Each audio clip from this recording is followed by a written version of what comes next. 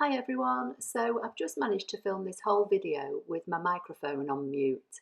So I'm going to have to do a voiceover, so I'm hoping that this is going to be okay for you all. So today's video I'm showing you how I made this beautiful card using the Calming Camellia and Flowing Flowers stamp sets. So from the Calming Camellia, I'm using the big flower and the swirl that's in the top right. And from Flowing Flowers, I'm using Just a Note and Sending a Card instead of a text. I've made several of these cards in various colours, but the one I'm going to show you today is the same as you can see here in Granny Apple Green. So my base card is Granny Apple Green, which is half a sheet of A4. I've stamped the big flower in Granny Apple Green onto basic white cardstock, which I've matted onto basic black and then put that onto the front of my card. And then inside I've cut a piece of white card for the greeting, sending a card instead of a text. So I started off with a piece of A4 cardstock which I cut in half, and then I've scored this in half, and I'm just going to go over the score line with my bone folder.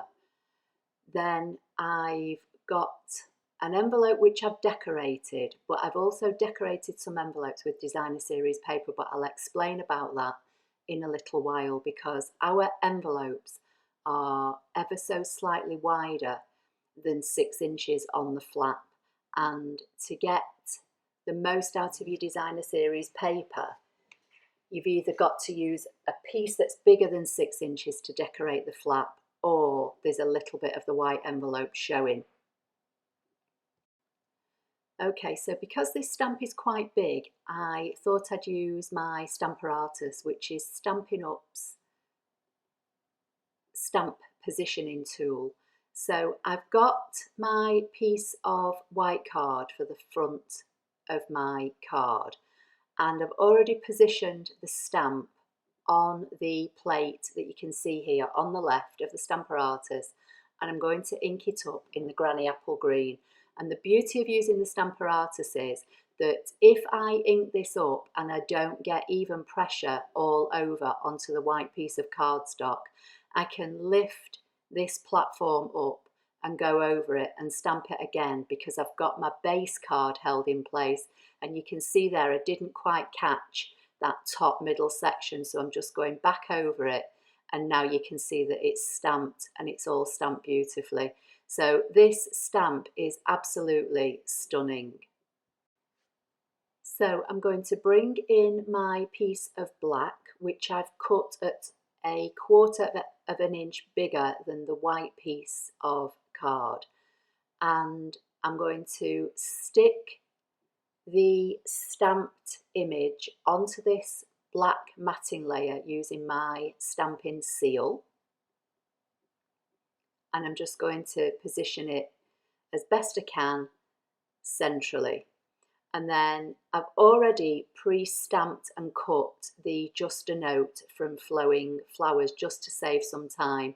And basically I stamped that onto a piece of scrap, trimmed it to the width, added it to a piece of black card, and then just cut one end on an angle.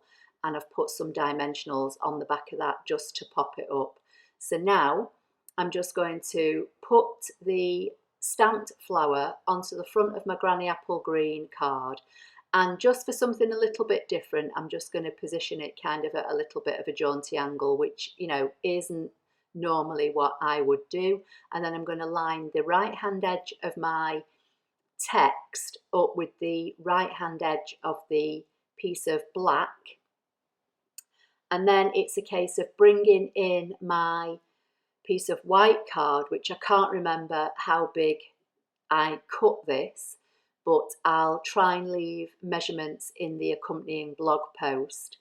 And this piece of white card is going to go on the inside, and this is where I'm going to stamp my text and the little swirl that you can see at the top of the screen, which is also from the Calming Camellia stamp set.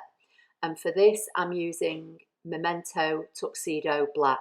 So I'm just going to pop that down into the bottom right hand corner, and then bring in my greeting, ink it up, and then position that down. So I just think that's a great little greeting for putting on the inside or on the front of a card, sending a card rather than a text. And then I'm going to layer this up, and that is my card completed. But as I said, I've done several of these in various colours, which I will bring in and show you. And then that's the envelope to go with it. So as you can see, the swirl on the outside of the envelope is echoed on the inside of the card, and it just pulls it all together. So the colour combinations I used were Granny Apple Green, Polished Pink, Highland Heather and Coastal Cabana, and I just think these are all beautiful bright colours to make some stunning cards for going into spring. So here I'm showing you the two that I've made exactly the same but using Coastal Cabana, and I've shown you that how I've decorated the flap using the black and white paper from the Patterned Party designer series paper. But as you can see here, I cut this designer series paper at 6 inches wide, and you can just see there's a tiny little bit of white envelope popping out at the ends.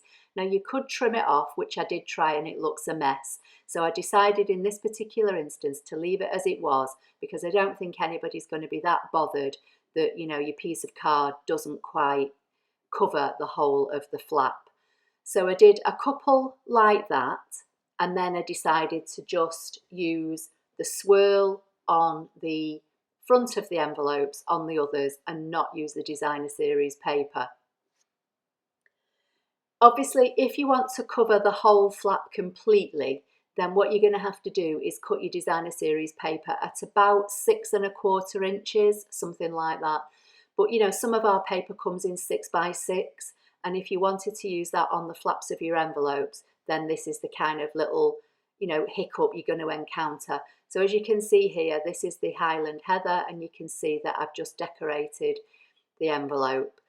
So that's kind of two ways of decorating the envelope to go with the cards that I just thought I'd show you for today's project. I will try and provide all the measurements for all the card pieces in the accompanying blog post, and there's always a link to my blog directly under the YouTube video. There'll also be a link to all the products I've used with direct links to my online Stampin' Up shop. So I hope you like this project.